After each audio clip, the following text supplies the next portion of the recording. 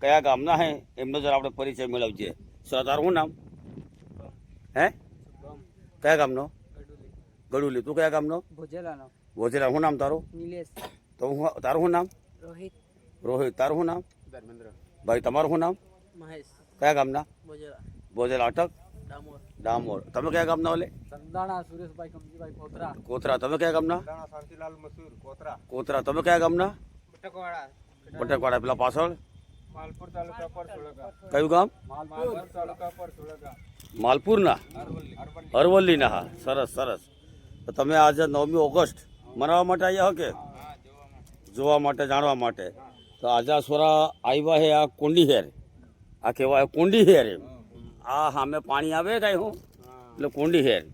તો અહીંયા આગળ ભાઈ તમે શું કરો હો? ચલો કાલ કરો છે. હા, અહીંયા આગળ જો મચ્છી આવી રહી છે મોટી મોટી. જોવા હા પાડો.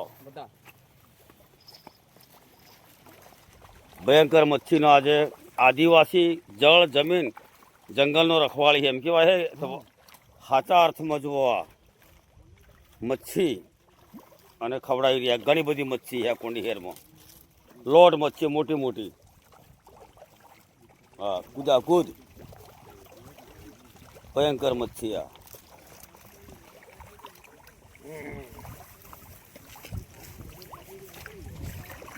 મોટી મોટી આવી ખરી છે. જો ઘણી મોટી મોટી મચ્છી આ કુંડી હેરમાં. હા, એવી મોટી મોટી. આ સામે પેલું કોંડા ગામ છે. જોહાર. વિશ્વાસી આદિવાસી દિવસ 9મી ઓગસ્ટ 2026ની શુભકામના. મિત્રો આજે અમે આ માનગઢ માનગઢની આખી ગીરી ફાળાવે છે. મારા મિત્ર છે, ભાઈ છે જોહાર પહેલા. શાંતિ છે કે બરાબર છે? તો ભાઈ મળ્યા છે, કેમેરામેન છે. હવે વાત કરીએ છીએ આપણે આ માનગઢની ગીરીમાં નેસે આવેલું કુંડી હેર. અસલી જોનું નામ એનું શું છે? આપણે પીલીભેલીમાં કુંડી હેર જ કહેવાય છે.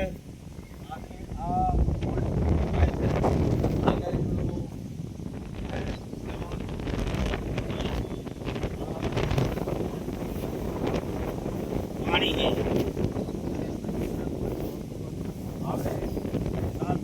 ઔષધીય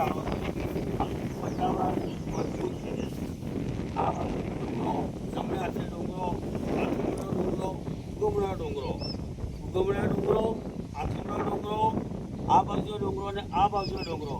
અને વેસમાં પેલું ગામ વહેલું છે કુંડા ગામ. આપણે કીધી છે પમરી કુંડા. શું કહેવાય છે? ટીકો બોલાય છે પમરીને કુંડા એમ. તો આ કુંડા ગામમાં આજથી 150 વર્ષ પહેલાં આબુ એટલે લોઢાના સાણા સાબા બરોબર હતું. આ ડુંગરાને પેલી બાજુ હરમી ગામ છે, પેલી બાજુ ખેડાપા ગામ આવેલું છે. પછી આ માનગઢ ઉતરીને પેલી બાજુ જઈએ એટલે આંબલિયા અંબાદરા ગામ આવેલું છે. પછી આ જમણા હાથે પમરી ગામ આ ડુંગરાને પેલી બાજુમાં આવેલું છે. એ માટે ઔષધીય ઝાડો સંશોધન કરવા માટે બહુ જ ઉપયોગી અને લાભદાયી છે. કહેવાય છે કે આ અંદર કોઈ ગુફા આવેલી છે. ગુફા ગુફામાં કોઈ અજ્ઞાત સાધુનો વાસ છે. જો કોઈ ભાગ્યશાળી કોઈ વીર હોય, ભાગ્યશાળી જરા સારું કર્મ કરેલું હોય, એને કોઈક આ અજ્ઞાત સાધુ જોવા મળે. કોઈ મેં માનગઢ ધોળના મહંત થઈ ગયા નાથુરામજી, એમના મોઢે મેં સાંભળેલું એ જમાનામાં.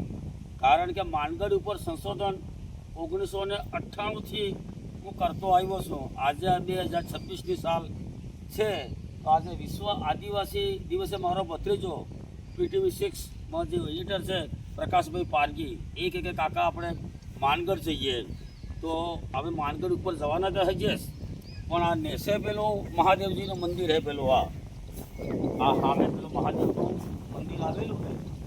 હા, તો એ આપણે પેલા અહીંના જે ગુજારી એમણે વાત કરી કે જ્યારે પાંડવોએ વનવાસ મૂક્યો અને જ્યારે એમને અજ્ઞાતવાસમાં રહેવાનું હતું, ગુપ્તવાસમાં રહેવાનું હતું, એવામાં એ બધા આ બધા એડબ્બા વર્ષ કહેવાય આપણા વિસ્તાર બધો અરવલ્લીનો આખો. તો અહીંયા આગળ ગુપ્તવાસમાં રહ્યા એ વખતે એમણે એમના બાપ દાદાને મને સાંભળેલી વાત એમના મને કીધી હમણાં આ મંદિરે એ શિવજીનું મંદિર ની સ્થાપના 5 પાંડવોએ કરેલી છે. એનું આપણે ગુજરાતી સાહિત્યમાં એનું પ્રભાતિક પણ છે. શું છે? સુખ દુઃખ મનમાં આણીએ ઘટ સાથે રે ઘડિયા ટાળ્યા તે કોઈ નવ ટળે રઘુનાથ ના ચડિયા 5 પાંડવ સરખા બાંધવા જેની દ્રૌપદી રાણી 14 વર્ષ વનવાસ ભોગવ્યો નયને નિંદ્રા ન આણી સુખ દુઃખ મન આણીએ ઘટ સાથે રે ઘડિયા. એટલે 5 પાંડવે વનવાસ ભોગવ્યો 12-13 વર્ષ અને 1 વર્ષ અજ્ઞાતવાસમાં રહ્યા.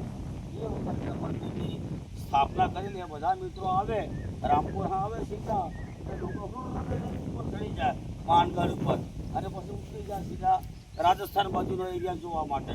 પણ આ એરિયાને જોવો માણવો અને આ ખોટી છે. અહીંયા આગળ અમુક પાણી બી છે અને સંશોધનીય પૌધા બી આવેલા છે. અને ભાઈ આની એક ખાસિયત એ છે કે કોઈ મચ્છી નથી મારતો એમ. આવા મોટા મોટા માછલા છે અંદર હમણાં પાસે બતાવીએ છે હું મૂકું હા વિડીયોમાં તો મોટા માછલા છે કોઈ માછલો મારતો નથી. એક નાનક સોરે મને કીધું સાહેબ માછલો મારે તો પાપ લાગે. એટલે થોડી એક જો આદિવાસીનો એક પ્રકૃતિ સાથેનો તાલમેલ છે.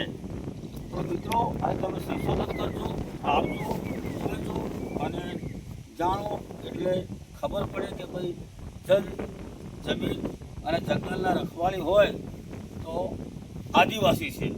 ચૌહાણ જય આદિવાસી.